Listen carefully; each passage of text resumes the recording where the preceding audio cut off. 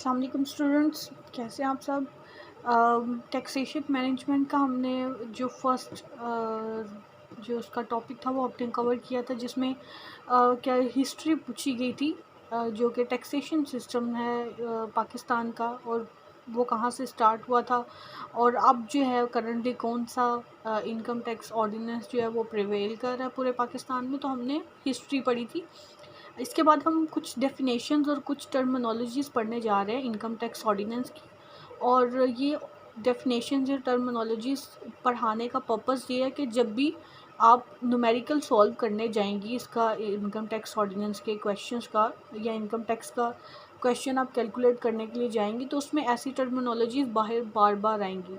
ठीक है, उस टर्मिनोलॉजी का या उस वर्ड का क्या मीनिंग है इनकम टैक्स के रेफरेंस में, उसका पता आपको तभी चलेगा जब आपको डेफिनेशंस का मालूम होगा कि ये डेफिनेशंस एक्चुअली में क्या चीज़ एक्सप्लेन कर रही हैं।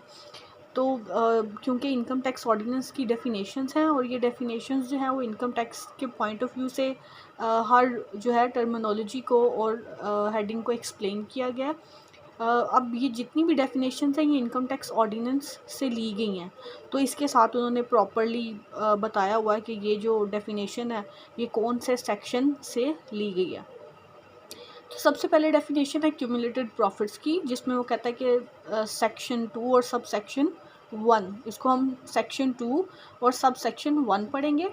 इनकम टैक्स ऑर्डिनेंस के इस सेक्शन में क्यूमुलेटेड प्रॉफिट्स की डेफिनेशन दी गई। वैसे तो हमें नाम से पता चल रहा है कि प्रॉफिट की बात हो रही है। अब प्रॉफिट जो होता है, हर कंपनी हर साल जो है वो कुछ ना कुछ प्रॉफिट अर्न करती है, तो उसे वो प्रॉफिट कहती है। लेकिन एक्यूमुलेटेड प्रॉफिट क्या कहते हैं, कंपनी क्या करती है, हर साल अपने प्रॉफिट्स में से सारा जो हिस्सा है वो क्या करती है, अपने जो शेयर होल्डर्स हैं उनमें डिविडेंड के तौर पे जो है वो डिस्ट्रीब्यूट नहीं कर देती।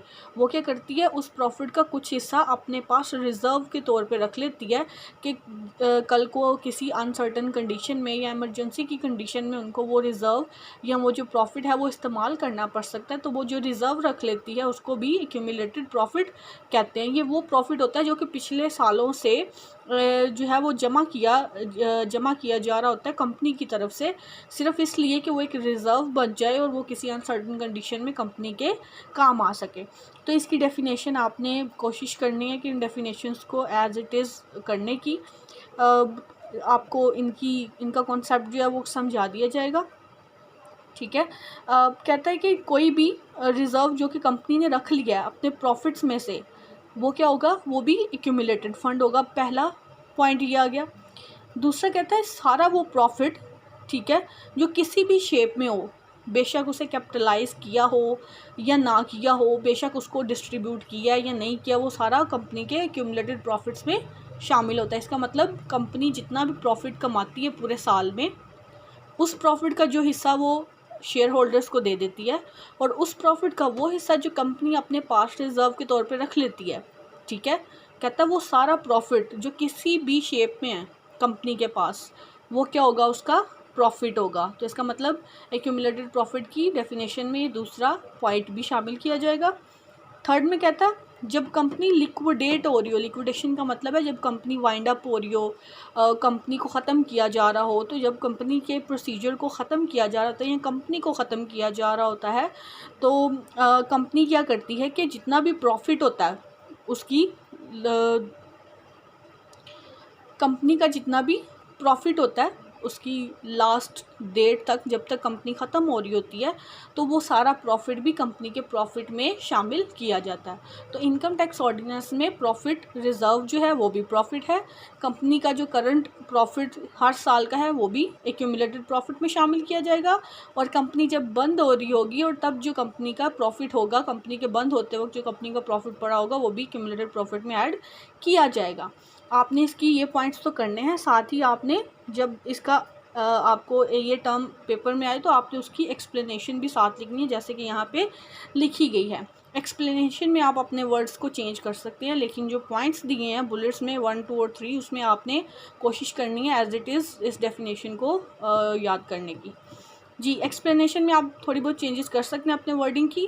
कहता है many business organisations do not distribute their all profits. तो वही वाली बातें करेगा दोबारा से के बिजनेसेस क्या करते हैं कि अपने प्रॉफिट्स जो है वो डिस्ट्रीब्यूट नहीं करते। वो क्या करते हैं, कुछ जो शेयर है प्रॉफिट्स का वो डिस्ट्रीब्यूट कर देते हैं अपने शेयर होल्डर में डिविडेंड की सूरत में। जो शेयर होल्डर को प्रॉफिट दिया जाता है उसको डिविडेंड कहते हैं, ठीक है। और कुछ जो है उस प्रॉफिट का कुछ हिस्सा जो उन्होंने कमाया होता है साल में वो अपने पास रिजर्व में रख लेते हैं। अब कहता है हम इसको अनडिस्ट्रीब्यूटेड प्रॉफिट भी कह सकते हैं, वो प्रॉफिट जो कि डिस्ट्रीब्यूट ही नहीं हुआ, ठीक है। तो इनकम टैक्स ऑर्डिनेंस में उसको भी एक्यूमुलेटेड प्रॉफिट कहा गया है। फिर इसके बाद कहता है कि कोई भी ऐसा प्रॉफिट जो कि डिस्ट्रीब्यूट नहीं हुआ और रिजर्व में पड़ा हुआ है उसको अल्टीमेटली हम क्या करते हैं, एक्यूमुलेटेड प्रॉफिट्स में ऐड कर देते हैं। इसका मतलब है कंपनी का जितना भी प्रॉफिट है जो रिजर्व में पड़ा हुआ है, जो कि बार बार उसने यही चीज़ें एक्सप्लेन की हैं, ठीक है, तो ये सारा एक्यूमुलेटेड प्रॉफिट में आता है। इसके बाद जो सेकंड टर्मिनोलॉजी जो एक्सप्लेन की गई है वो है अमेलगामेशन की। अमेलगामेशन होता है जब एक और दो या दो से ज़्यादा कंपनीज मिलके एक नया बिजनेस बनाती हैं तो उसको हम अमेलगामेशन कहते हैं। कहता है मर्जर, अमेलगामेशन क्या है, एक मर्जर है, ठीक है, of one or more companies or institutions shall be termed as amalgamation if following conditions are satisfied। अब कहता है वो कौन सी कंडीशंस हैं जो कि फुलफिल होंगी तो हम कहेंगे कि अमेलगामेशन हुई है कंपनी की। एक बहुत ही पॉपुलर एग्जांपल है पोल्का की और वॉल्स कंपनी की। पोल्का कंपनी काफ़ी अर्से पहले एक कंपनी हुआ करती थी पोल्का। पोल्का का जब बिज़नेस डाउन हुआ तो पोल्का ने वॉल्स की कंपनी से अमेलगामेशन कर लिया, मर्जर कर लिया। उस मर्जर के नतीजे में क्या हुआ कि पोल्का की जो एग्जिस्टेंस है वो ख़त्म हो गई, लेकिन वॉल्स का ब्रांड आपके पास अभी भी आप देखते होंगे और सुनते होंगे और खाते भी होंगे वॉल्स की आइसक्रीम। तो मर्जर में क्या होता है कि जो कंपनी अमेलगामेट हो रही होती है उसकी एग्जिस्टेंस ख़त्म हो जाती है और जिस कंपनी में अमेलगामेट हो रही होती है उस कंपनी की एग्जिस्टेंस मौजूद रहती है।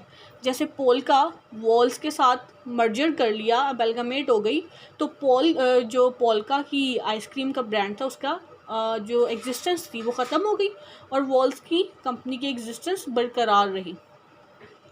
तो ये आपने इसको ध्यान में रखना है इस चीज़ों को।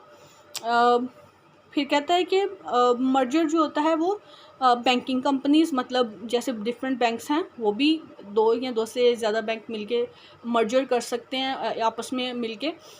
तो बैंकिंग कंपनीज भी हो सकती हैं। नॉन बैंकिंग कंपनीज जैसे ये अखुवत या फिर डिस्काउंटिंग हाउसेस होते हैं जो कि थोड़ी लोगों को फाइनेंशियल फैसिलिटेट देते हैं। बैंक्स के अलावा भी कुछ इंस्टीट्यूट होते हैं वो भी मर्जर कर सकते हैं। इंश्योरेंस कंपनीज भी मिलके मर्जर कर सकती हैं। कोई भी कंपनी जो कि किसी ने प्राइवेटली ओन की है, ठीक है, या फिर कोई कंपनी पब्लिक भी है वो भी मिलके क्या कर सकती हैं, मर्जर कर सकती हैं। तो उसने यहाँ पे सिंपल ये बताया कि कोई भी ऐसी कंपनी जो कि ट्रेडिंग में इन्वॉल्व है या सर्विसेज में इन्वॉल्व है वो सारी जो है वो अमेलगामेशन कर सकती हैं दूसरे बिजनेस के